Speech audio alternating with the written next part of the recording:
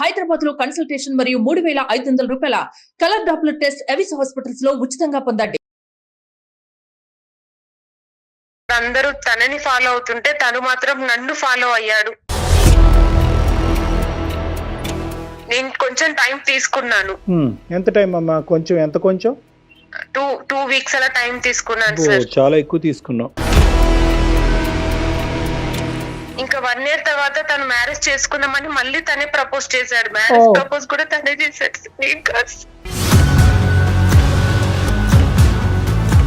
నేను చేసింది ఇంకా తప్పు సార్. అసలు నా జీవితం అంతా నాశనం అయిపోయింది.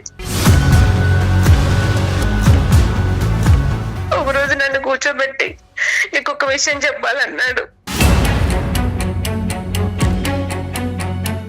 అసలు నాకు ఎట్లా రియాక్ట్ కావాలో కూడా అర్థం కాలేదు సార్. అసలు నేను ఏం చేయాలి ఇప్పుడు? లంచ్ చేసేటప్పుడు అమ్మ ఇలా చేసింది చూడు లంచ్ అని ఇలా చూపించడము. వాళ్ళ అమ్మ వండిన అన్నము కూర కాదు చూపించటం, వాళ్ళ అమ్మని పరిచయం చేశాడా మీకు ఫోన్ లో? పెళ్లికి ముందు తెలుసుకోలేదు, పెళ్లి తర్వాత తెలుసుకోలేదు, బిడ్డ పుట్టిన తర్వాత తెలుసుకోలేదు, మోసపోయిన తర్వాత కూడా తెలుసుకోలేదు. అసలు ఎవడి వీడు? ఈ నరకం నాకు భరించే ఓపిక కూడా లేదు సార్. ఈ బురదలోంచి నన్ను బయటికి తీసుకొచ్చి నన్ను సేవ్ చేయండి సార్. నమస్తే కళ్యాణ్ గారు. కళ్యాణ్ గారు, యాజ్ యూజువల్ రెగ్యులర్ గానే మనకి చాలా మెయిల్స్ వస్తున్నాయి. దాంట్లో నుంచి స్ట్రీమ్ చేస్తున్నారు మన యూనిట్ అంతా కూడా. సో నెల్లూరు నుంచి ఒక మెయిల్ ఉందండి. ప్రియాంక అమ్మాయి, తన పర్సనల్ ఇష్యూని మనకి షేర్ చేసింది. బట్ ఒకసారి మీరు కాల్ చేయమంటే చేసేస్తాను. యా,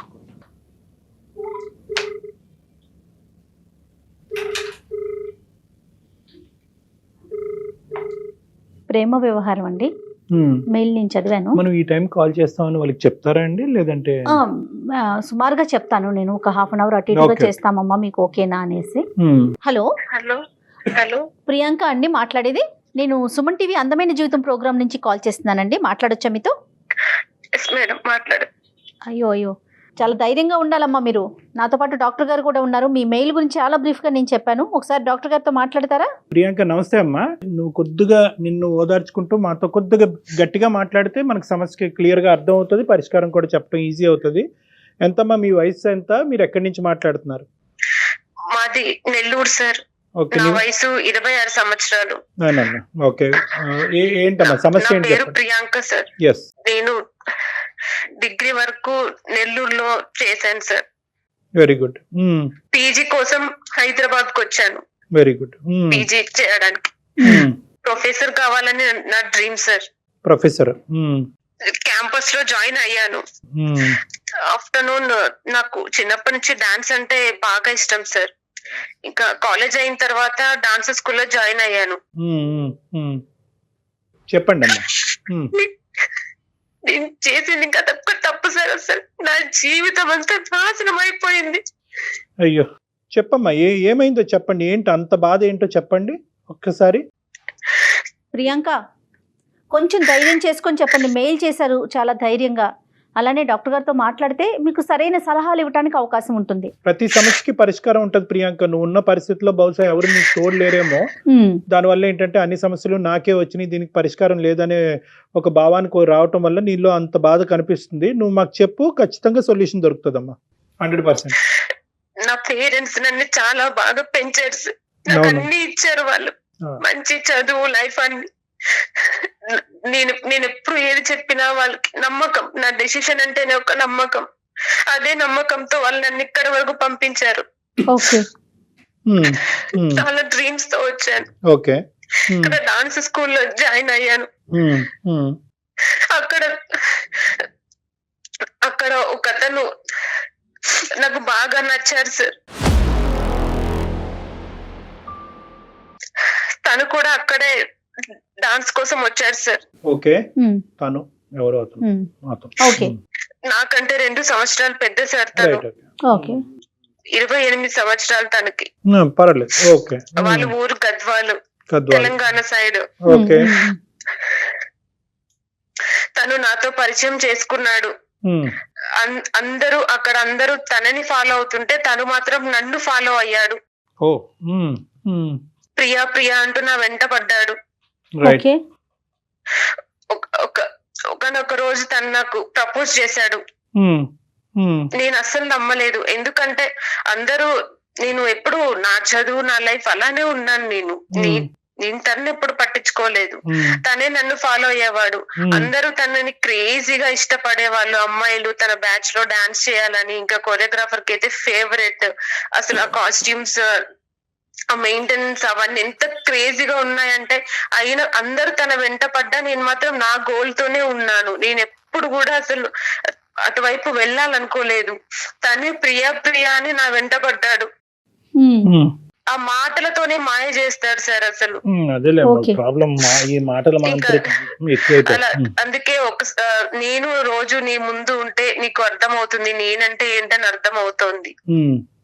పరిచయం చేసుకోవడం కన్నా చూపించడం ఇంకా బాగుంటుంది అని చెప్పి నాకు అలా ప్రపోజ్ చేశాడు సార్. నేను కొంచెం టైం తీసుకున్నాను. ఎంత టైం అమ్మా? కొంచెం ఎంత? కొంచెం 2 weeks అలా టైం తీసుకున్నాను సార్. చాలా ఎక్కువ తీసుకున్నాం. అంటే రోజు మేము అక్కడ మీట్ అవుతాం సార్. మాకు 3 to 6 వరకు క్లాస్ ఉంటది, డాన్స్ క్లాస్. 3 hours మేము స్పెండ్ చేస్తాము. అది ఓకేనమ్మా, కానీ డాన్స్ చేయడానికి వచ్చేటటువంటి వాడు జీవితంలో ఒక భాగస్వామి అవుతాడు అంటే కనుక దానికి 2 వారాలేనమ్మా వ్యవధి పట్టేది మనకి. సరే చెప్పమ్మా, నువ్వు చెప్పు. నేను సెపరేట్ గా ఎంక్వైరీ చేయాల్సిన అవసరం లేదు సార్. ఇంకా తన గురించే ఉంటది, అందరూ తన గురించే మాట్లాడు వాళ్ళు, అందరూ తననే ఇష్టపడే వాళ్ళు. నేను ఇష్టపడకుంటే అది నా ఫాల్ట్ ఏమో అన్నంత ఇష్టం, అంత ఫాలోవర్స్ ఉన్నారు ఆయన. చాలా మంచి పాయింట్. ఓకే ఓకే ఓకే చెప్పమ్మా. అలా నేను ఇంకా ఒప్పుకున్నాను సార్ ఫైనల్ గా. మేము చాలా హ్యాపీగా ఉన్నాం 1 year.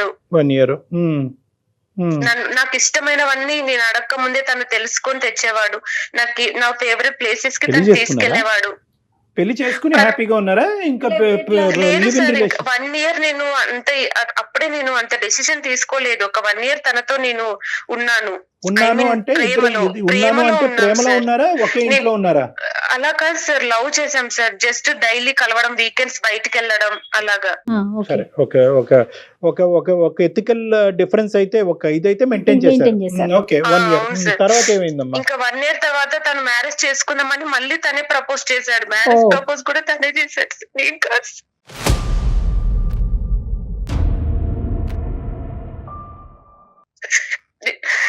నేను మీ ఇంట్లో వాళ్ళకి చెప్పాలి అని అన్నాను. అంటే వద్దు, మా ఫాదర్ వాళ్ళు ల్యాండ్ లార్డ్స్, అక్కడ వాళ్ళు ఫ్యామిలీ వాళ్ళనే చేసుకోవాలి, నాకు ఒక దూరం సంబంధం వచ్చింది, ప్రెజర్ చేస్తున్నారు, అవన్నీ కాదని నీకోసమే ఉన్నాను. కానీ నేను ఇంట్లో ఇవన్నీ చెప్పలేను, వాళ్ళు ఒప్పుకోరు, వాళ్ళకి క్యాస్ట్ ఫీలింగ్ అన్ని ఉన్నాయి.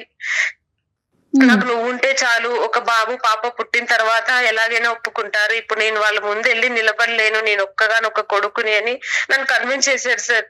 ఓకే, అట్లీస్ట్ నేను మా ఇంట్లో అన్నా వెళ్ళి చెప్దాము, ఇంటికి రాను ఇన్వైట్ చేశాను నేను. అంటే కాల్లో చెప్పు, ఇప్పుడు వద్దు, ఎలా అయినా పేరెంట్స్ మనం డైరెక్ట్ గా వెళ్తే ఏది జరగదు, పేరెంట్స్ ఎదురు కూర్చొని మాట్లాడతారు, ఇంకా అది మా ఇంట్లో జరగదు, ఒకసారి కాల్ చేసి చెప్పు అని తనే అన్నాడు. నేను తనని అంత నమ్మాను సార్, అసలు ఇంకా తనుంటే చాలు అనేలాగా. డాడీ కాల్ చేశాను నేను, మరి నేను ఇలా అనుకుంటున్నాను అంటే ఇంకా డాడీ చాలా సీరియస్ అయ్యాడు. మేము ఆల్రెడీ నీ కోసం మంచి చూస్తున్నాము, అన్ని సిద్ధం చేసుకుంటున్నాము, నువ్వు పీజీ చేసి సెటిల్ అయ్యి ఆ చాయిస్ మేము తీసుకోవాలనుకున్నాము, కానీ నువ్వే తీసుకున్నావు ఇది కూడా అని చెప్పి డాడీ చాలా సీరియస్ అయ్యాడు. ఓకే, నీ డెసిషన్ ని నేను ఎప్పుడు కాదని లేదు, రెస్పెక్ట్ ఇచ్చాను, ఇప్పుడు కూడా నేను రెస్పెక్ట్ ఇస్తున్నాను. కానీ ఈ లైఫ్ లో ఏది జరిగినా నువ్వే హ్యాండిల్ చేసుకోవాలి. ఇది ఎంత పెద్ద డెసిషన్ తీసుకున్నావంటే నువ్వు ఈ రోజు నాకు అది నువ్వే సాల్వ్ చేసుకోవాలి ఇంకా అని చెప్పి డాడీ సీరియస్ అయ్యాడు. ఓకే, అంటే ఎంత సీరియస్ అయినా కూడా ఇటువంటి విషయాల్లో తక్కువే. నేను దానికి చెప్పాను, డాడీ వాళ్ళు ఇలా అంటున్నారు, నా వల్ల కాదు నాకు అంటే కూడా తను లేదు, ఒక బాబు పుట్టిన తర్వాత కన్విన్స్ అవుతుంది, నువ్వు ప్రాబ్లం అని చెప్పాడు. ఏం చేస్తూ ఉంటాడమ్మా అతను? జాబ్ ఏంటమ్మా అతనిది? ఓన్లీ డాన్స్ క్లాసే వచ్చేవాడు. ఇంకా జాబ్ వెతుకులాట్లో ఉన్నాడు, జాబ్ సర్చ్ లో ఉన్నాడు. తను నాతో చెప్పారు సార్, జాబ్ చేస్తూ సెటిల్ అవ్వచ్చు కదా అంటే, నేను జాబ్ చేస్తూ సెటిల్ అవుతే నిన్ను మిస్ అవుతాను, నేను డాన్స్ స్కూల్ కి వచ్చిందే నీ కోసం, అసలు ఫస్ట్ టైం నేను చూసినప్పటి నుంచి ప్రతి రోజు నేను నిన్ను ఫాలో చేసి ఇక్కడ వరకు వచ్చాను, నీ కోసమే నేను మిస్ అవ్వకూడదనే వచ్చాను. ఏంటి నాలో కనిపించినటువంటి అద్భుతం ఏంటి? మరి నీ వెనకట్ల ఇంతమంది అమ్మాయిలు పడుతున్నారు కదా, నాలో కనిపించిన ఆ అద్భుతం ఏంటని ఒక్కసారన్నా అడిగేవమ్మా? అడిగాను సార్. ఏంటంట?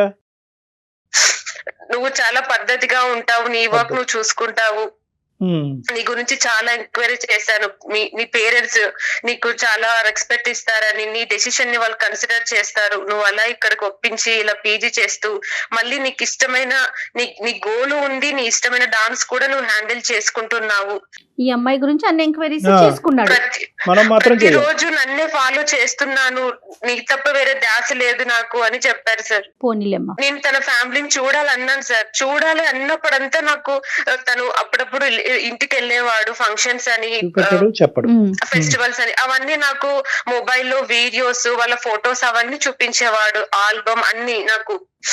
అంటే తను 3 days ఉంటే ఆ 3 days నాకు వీడియో కాల్ చేసి తన రూమ్ చూయించడం, వాళ్ళ ఇల్లు చూయించడము. తను అక్కడ 3 days ఉన్నా 4 days ఉన్నా ఆ డేస్ కూడా నాతోనే ఉన్నట్టు ఉంటది సార్.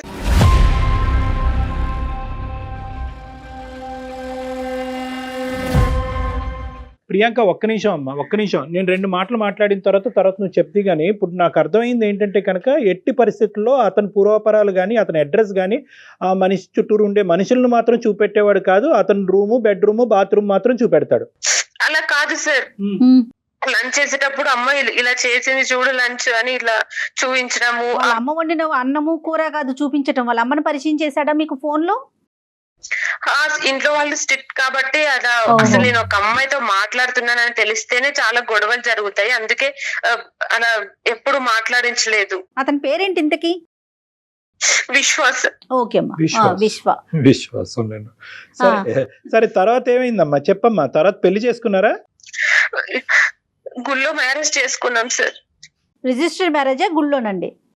రిజిస్టర్ మ్యారేజ్ అడిగాను నేను, రిజిస్టర్ మ్యారేజ్ చేసుకుందాం అంటే అలా వద్దు, ఎందుకంటే సాక్షి సంతకాలకి ఎవరు రారు, మీ వాళ్ళైనా మా వాళ్ళైనా రారు, ఇంకా డాన్స్ స్కూల్లో చెప్తే అది బాగోదు, ఇప్పటికే అందరూ నా వెంట పడుతున్నారు, నేనేమో నీ వెంట పడుతున్నా అని చెప్పి అమ్మాయిలందరు నన్ను కుళ్ళుకోవడం, అబ్బాయిలందరు నిన్ను కుళ్ళుకోవడం, ఇలా ఇక్కడ మనం మంచి కోరే వాళ్ళు ఎవరున్నారు, జలస్ ఫీల్ అయ్యే వాళ్ళే ఉన్నారు, వీళ్ళెందుకు మనకి. ప్రతి దానికి ఒక ట్యాగ్ లైన్ ఉంటది కదా, ప్రతి దానికి నువ్వు అడిగేటటువంటి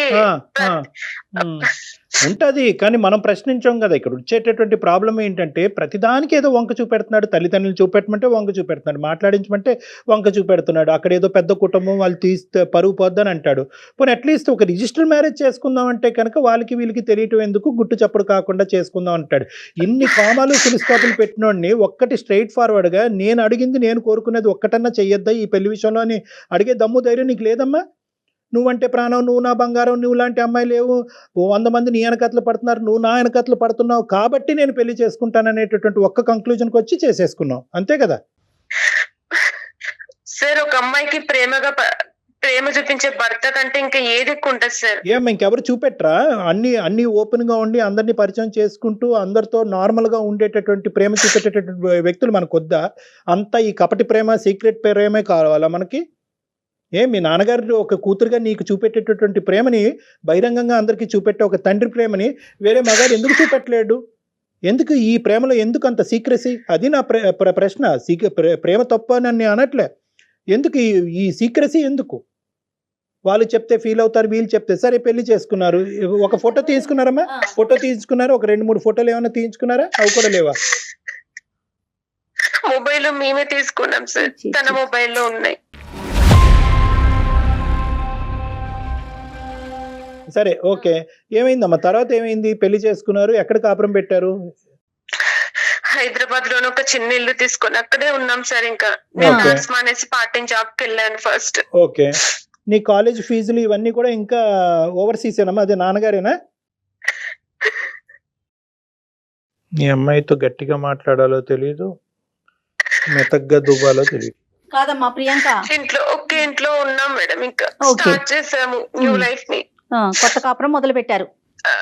రైట్, తర్వాత కాలేజ్ అవన్నీ మానేశాను, మానేసింది, అయిపోయింది. పార్ట్ టైం జాబ్కి వెళ్తుంది కదా, మరి ఇల్లు గడవాలిగా.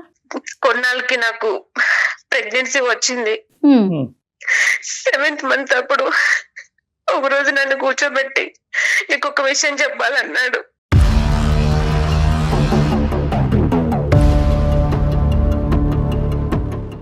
నాకు ఇది వరకే పెళ్ళయింది, ఒక పాప ఉంది అని చెప్పాడు సార్. అసలు నాకు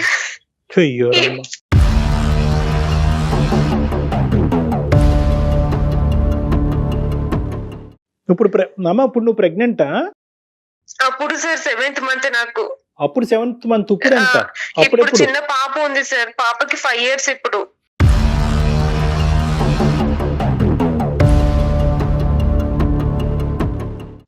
ఏం చెప్పాల అసలు, నాకు ఎందుకు జోక్ చేస్తున్నావు, నువ్వేమన్నా ఏం మాట్లాడుతున్నావు అసలు అన్నాను నేను. లేదు బంగారం, లేదు బుజ్జి అని అప్పుడు కూడా నాతో ప్రేమగానే మాట్లాడుతున్నాడు. నాకు మళ్ళీ అప్పుడు ఫొటోస్ చూపించాడు, వాళ్ళ మ్యారేజ్ ఫొటోస్, అది వాళ్ళ పాపకి పేరు పెట్టడం, అవన్నీ ఫ్యామిలీ. అసలు నాకు ఎట్లా రియాక్ట్ కావాలో కూడా అర్థం కాలేదు సార్. అసలు నేను ఏం చేయాలి ఇప్పుడు?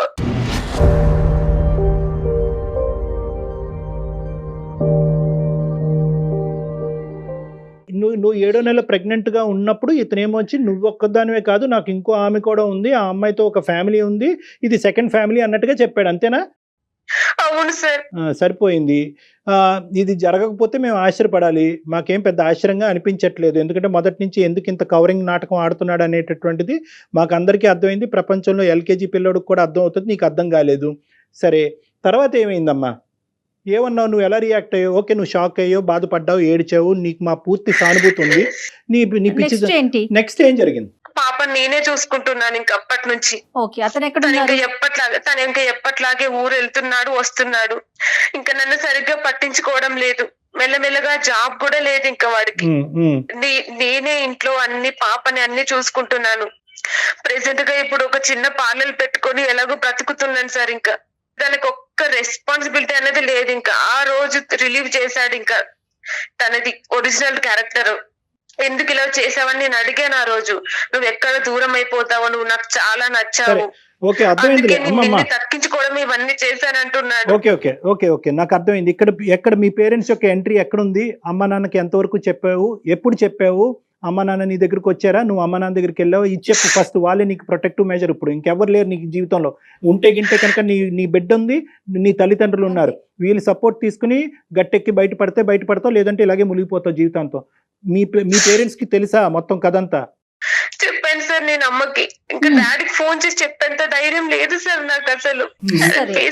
నాకు లేదు. ఇంకా అమ్మకే చెప్పాను. ఇంకా మరి ఏం చేశాను అమ్మకి, ఇంకా ఏం చేయాలమ్మ నేను ఇలా జరిగింది. అమ్మ నాన్నకి చెప్పుంటదిగా? అమ్మ నాన్నకి చెప్పారు సార్, వాళ్ళు నాతో మాట్లాడారు. ఇప్పుడు ఎటు తిరిగి ఏం చేయాలమ్మా, నీకు పాప కూడా పుట్టేసింది, వాడు ఇప్పుడు చెప్పాడు అదంతా, నువ్వు ఇప్పుడు చెప్తున్నా, ఇప్పుడు ఏం చేయాలి?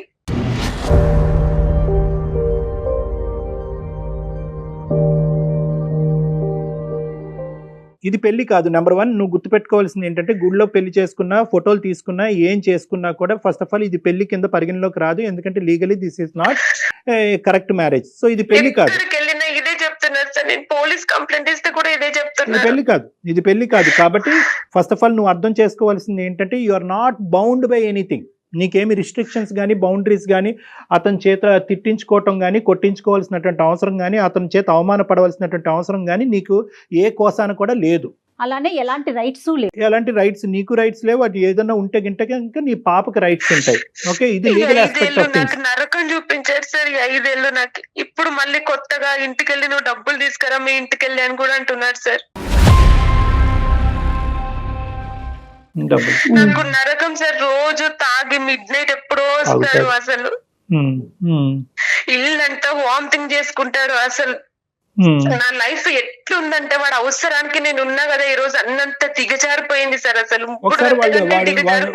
వాడు ఊరు వెళ్ళి రాలేకపోయావమ్మా అసలు. ఏంటి అక్కడ ఏం కథ అన్నది ఇప్పటికైనా వెళ్ళావా? ఒకసారన్నా ఆ ఊరు ప్రయాణం చేసావా? లేదు సార్. ఏం ధైర్యం లేదా? సపోర్ట్ లేదా? సపోర్ట్ లేదు నాకు అంత ధైర్యం కూడా లేదు సార్ అసలు. ఎలా నేను ఏమని చెప్పాలి సార్ వాళ్ళకి? వాళ్ళు అక్కడికి వెళ్తే కూడా వాళ్ళే అంటారు, ఇది వాడికి పుట్టిందని ఏం గ్యారెంటీ అంటారు. అసలు వాళ్ళు నన్ను ఎప్పుడూ చూడలేదు. నేను ఇప్పుడు వెళ్ళి మీ అబ్బాయికి నేను వైఫ్ అంటే ఎవరు నమ్ముతారు సార్ నన్ను? అలా కదమ్మా, ఇప్పుడు అవన్నీ నువ్వు ఇక్కడ కూర్చుని ఊహించుకోవటం కాదు కదా. వాళ్ళు నీ బిడ్డే అంటారా, లేదంటే నన్ను నమ్ముతారా, నువ్వే పిచ్చిదానిలాగా ఈ గొంతలోకి దిగావు అని అంటారా, ఇవన్నీ తర్వాత అంశాలు. అసలు ఈ వ్యక్తి యొక్క క్యారెక్టర్ అనేటటువంటిది పెళ్లికి ముందు తెలుసుకోలేదు, పెళ్లి తర్వాత తెలుసుకోలేదు, బిడ్డ పుట్టిన తర్వాత తెలుసుకోలేదు, మోసపోయిన తర్వాత కూడా తెలుసుకోలేదు. అసలు ఎవడి వీడు, ఎక్కడి నుంచి వచ్చాడు, నిన్నే ఎందుకు పట్టుకున్నాడు? ఆ డాన్స్ క్లాస్లో 100 మంది అమ్మాయిలు ఎంట పడుతుంటే కనుక వాళ్ళందరినీ వదిలేసి నిన్నే ఎందుకు పట్టుకున్నాడు? అటువైపు ఆ భార్య యొక్క పరిస్థితి ఏంటి? యూ హ్యావ్ బీన్ చీటెడ్, నేను చీట్ చేయబడ్డాను అనేటటువంటి అంశం నువ్వు గట్టిగా మాట్లాడి ఆ ఊర్లోకి వెళ్ళి పంచాయతీ పెట్టకపోతే ఎలా? ఎన్ని పంచాయతీలు చేసినా వాళ్ళ ముందు అన్ని చెప్తారు సార్. లేదు, నేను ప్రేమగానే చూసుకుంటున్నా నా భార్యని, నా బుజ్జి, నా బంగారం అంటారు సార్. ఎవరికైనా సపోర్ట్ తీసుకొని వెళ్ళాలంటే కూడా అసలు నువ్వే వైఫ్ కాదు, ఇది ఇల్లీగల్, అసలు ఎలా వెళ్ళాలి అక్కడికి? నాకు ఇప్పుడు సపోర్ట్ లేదు. పోలీస్ కంప్లైంట్ ఇచ్చిన వాళ్ళు నాకి కౌన్సిలింగ్ ఇచ్చి నన్ను తిరిగి వెళ్ళమంటారు. అవును అవును కరెక్ట్. అక్కడ వీడు బుద్ధిమంతుల్లాగా మాట్లాడతారు సార్. అలా ఏం లేదు, ఏదో చిన్న చిన్న గొడవలు అంతే అంటారు వాళ్ళ ముందు. సో అక్కడికి వెళ్ళైతే నువ్వు మాట్లాడదలుచుకోలేదు, అతను పరువు తలుచుకోలేదు, ఎందుకు ఇలా మోసం చేశాడు అనేటటువంటి అంశం గురించి పూర్వపరాలు తెలుసుకునేటటువంటి ఆలోచన కూడా నీకు లేదు. The only question in front of అందమైన జీవితం ఈస్, నువ్వు మమ్మల్ని అడిగేది ఏంటంటే ఇందులో ఉండాలా దులుపుకోవాలా, అంతేనా? నేను చాలా ఆలోచించాను ఫ్యామిలీ గురించి అన్ని. ఒకవేళ నేను అలా వెళ్తే నా ఫ్యామిలీ బయటకు వస్తుంది. ఇప్పుడు ఏదో గుట్టు చప్పుడు కాకుండా ఉన్నాను. నాకు మ్యారేజ్ అయిందని కూడా నా రిలేటివ్స్ కూడా తెలియదు ఇప్పుడు అసలు. ఏదో అమ్మాయి చదువుకుంటుంది, సెటిల్ అయింది అనేలాగే మా పేరెంట్స్ కవర్ చేశారు. ఇంత జరుగుతుంది నా లైఫ్ లో అని చెప్పి వాళ్ళు ఎవరికి చెప్పలేదు. నో అమ్మ, ఇప్పుడు ఇక్కడ 2 అంశాలు జాగ్రత్తగా గుర్తుపెట్టుకో ప్రియాంక. గొడవలు చేస్తే నా ఫ్యామిలీ రోడ్డున పడుతుంది. ఓకే, నువ్వు అక్కడికి వెళ్ళి పరువు తీసేటటువంటి ప్రయత్నం చేయవు కాబట్టి ఆ సబ్జెక్ట్ వదిలేసే, దాని గురించి మాట్లాడద్దు. ఇంకా ఇక్కడ మీ కుటుంబ సభ్యులకి ఎవరికి తెలియదు ఈ పరువుని కాపాడుకోవాలి, అట్ ద సేమ్ టైం నా జీవితాన్ని కాపాడుకోవాలి అనేటటువంటిది చాలా కష్టం అమ్మా. నువ్వు ఎక్కడో చోట నుంచి ఏదో ఒక ధైర్యం తెచ్చుకోవాలి, ఒక సపోర్ట్ అయితే ఖచ్చితంగా తీసుకోవాలి. ఇప్పుడు నాకు ఒక పాప ఉంది సార్, దానికి 5 ఏళ్ళు. ఇప్పుడు పాపను బాగా చూసుకుంటాడా? పాపకు కావాల్సినవన్నీ చూస్తుందా? పాప అతనికి బాండ్ అయిందా? అన్ని సిగ్గు వదిలి చెప్తున్నా కదా, ఇప్పటికీ ఆ పాపకు ఒక్క డైపర్ కూడా తెలియదు. వాడు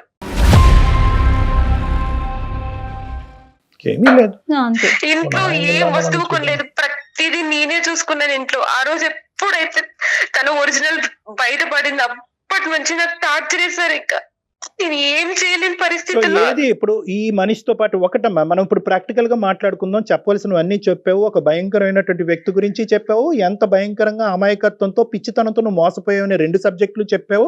దయచేసి ఇక్కడ ఏంటంటే నీకు అర్థం అవ్వాల్సింది ఏంటంటే నీ జీవితం అనేటటువంటిది ఒక ఎత్తు అయితే కనుక నీ బిడ్డ యొక్క జీవితం కూడా నీ జీవితంతో పాటు ముడిపడి ఉంది. కాబట్టి ఏ నిర్ణయం తీసుకున్నా కూడా ఇద్దరికి ఇది అవుతుంది. కాబట్టి నువ్వు చాలా బ్యాలెన్స్డ్గా తీసుకోవాలి. ఆ నిర్ణయానికి మేము సపోర్ట్ చేయడానికి రెడీగానే ఉన్నాం. వాడిని పనిష్ చేయాలా, లేదు వాడి గినిష్మెంట్ పరువు ఇవన్నీ పక్కన పెట్టాలి అంటే కనుక నువ్వు ఇందులో ఉంటావా? అతను ఒక తండ్రిలాగా అతను చూసుకుంటూ, అతను ఎప్పుడు వస్తే అప్పుడు వెయిట్ చేస్తూ, ఎప్పుడు పోతే అప్పుడు పోయేటటువంటి విధంగా ఉండాలి అనుకుంటున్నావా? లేదు ఇటువంటి పరువు తక్కువైనటువంటి జీవితం రేపొద్దు నువ్వెవరు అమ్మా అతనికి అనే ప్రశ్న నా బిడ్డ దగ్గర నుంచి వచ్చేంత వరకు నేను వెయిట్ చేయకూడదు, ఈ లోపలే నేను బయటపడాలి అనేటటువంటి ఆలోచనలో ఉన్నా. ఈ 3 ఆప్షన్స్ నీ ఎదురుగుంటా ఉన్నాయి. ఈ నరకం భరించి నేను అసలు నాకు భరించే ఓపిక కూడా లేదు సార్. ఈ బురదలోంచి నన్ను బయటికి తీసుకొచ్చి నన్ను సేవ్ చేయండి సార్. నిర్ణయం తీసుకునేటటువంటి సర్వ హక్కులు నీకున్నాయి, నిన్ను ఎవ్వరు లిమిట్ చేయట్లేదు. ఇక్కడ డైవర్స్ అనేటటువంటి ఆస్పెక్ట్ రాదు. అతను వచ్చి సంతకం పెట్టి నువ్వు సంతకం పెడితేనే కనుక ఆ తర్వాత నువ్వు ఫ్రీ బర్డ్ అవుతావు అనేటటువంటి బాండింగ్ అనే రిస్ట్రిక్షన్ నీ జీవితంలో లేకపోవటం అనేది ఇప్పటికీ నీ అదృష్టం. అది గుర్తుపెట్టుకో.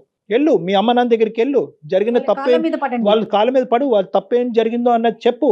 నీ బిడ్డను అక్కడ చూపెట్టు, ఆ బిడ్డను ఒక మంచి స్కూల్లో జాయిన్ చేయి, నీ జీవితాన్ని ప్రారంభించు. పరువు ప్రతిష్ట, ఊర్లో పరువు పోతుంది, తల్లిదండ్రులు పరువు పోతుంది, ఇవన్నీ తర్వాత మాట్లాడుకుందాం. ప్రధానంగా ఇక్కడ కావాల్సింది ఏంటంటే నీ జీవితం, ఆ బిడ్డ యొక్క భవిష్యత్తు. దీనికి మించినటువంటిది ఏది లేదు నేను అనుకోవటం. ఈరోజు వాళ్ళు ఇక్కడికి వచ్చినా, నువ్వు అక్కడికి వెళ్ళినా, ఏ ఆప్షన్ అయినా at the end of the day నీకంటూ ఏదైనా ఒక ఆస్కారం ఉంది అంటే కనుక నిన్ను కని పెంచి అల్లారు ముద్దుగా చూసుకున్నటువంటి నీ తల్లిదండ్రులు ఇప్పటికీ నీకు ఉన్నారు అనేది నీకు ప్రధానమైనటువంటి అదృష్టం. ఇది మర్చిపోవద్దు. వాళ్ళు ఇప్పటికీ వాళ్ళ డోర్స్ ఓపెన్ చేశారు, ఇప్పటికీ నువ్వు వెళ్ళొచ్చు. కానీ నువ్వు ఇంకా ఈ బంగారం బుజ్జి ఈ మత్తులోనే ఉన్నావని నాకు అనిపిస్తుంది. వాడు ఇంకా డబుల్ గేమ్ ఆడుతున్నాడు. జీవితాంతం నీ జీవితం నీ చేతి చదువు మానిపించాడు, నీకు ఒక భవిష్యత్తు లేకుండా చేశాడు, నీ కూతురికి ఒక భవిష్యత్తు లేకుండా చేశాడు.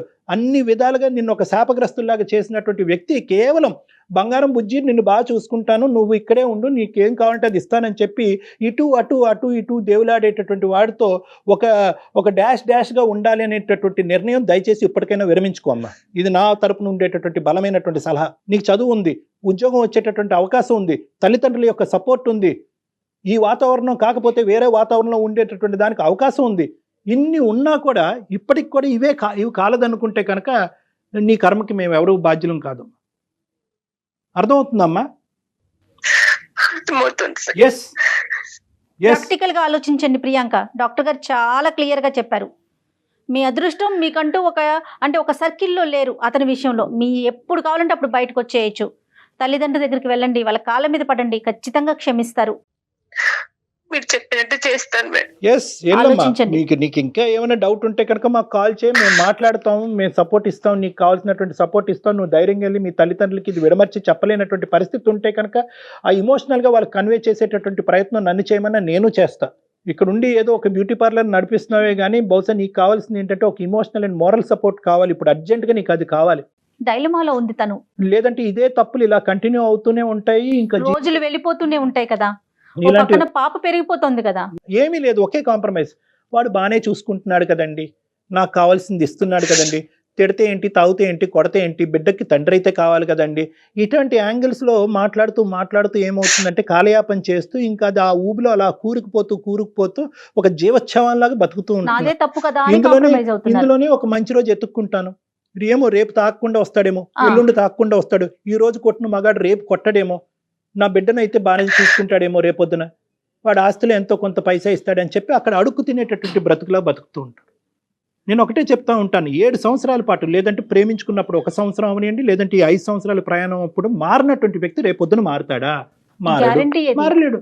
అతను సుఖాన్ని మరిగినటువంటి వాడు, జలసాలకు మరిగినటువంటి వాడు, కాంబినేషన్ ఆఫ్ హైదరాబాద్ వర్సెస్ గద్వాలో గజ్వేలో ఈ 2 కాంబినేషన్ ఆనందంగా ఎంజాయ్ చేస్తున్నటువంటి ఒక జల్సా పురుషుడు. వాడికి నీ జీవితం అక్కర్లేదు, నీ భవిష్యత్తు అక్కర్లేదు, నీ కూతురి యొక్క భవిష్యత్తు అస్సలే అక్కర్లేదు, నీ పరువు ప్రతిష్టల గురించి వాడు ఆలోచించట్లేదు. ఎవడు ఆలోచించినప్పుడు నీ కూతురి యొక్క భవిష్యత్తు, పరువు ప్రతిష్ట గురించి నువ్వు ఆలోచించకపోతే ఎవరు ఆలోచిస్తారు? So my equation is very straight forward. Go back to face 1. ఏదైతే మీ తల్లిదండ్రులు కర్మ కొద్ది ఇక్కడికి వచ్చి ఇక్కడ ఇరుక్కున్నావేమో నాకు తెలియదు, కానీ go back to the face 1. నీ తల్లిదండ్రులు ఉన్నారు, వాళ్ళని కాపాడుకో, వాళ్ళని చూసుకో, వాళ్ళ ప్రేమను పొందు, వాళ్ళ సపోర్ట్ తీసుకో, ఈ దరిద్రం నుంచి బయటపడి. ఇంతకంటే సింపుల్ సొల్యూషన్ నేనేమీ చెప్పలేను. ఓకేనా? Priyanka okay sir.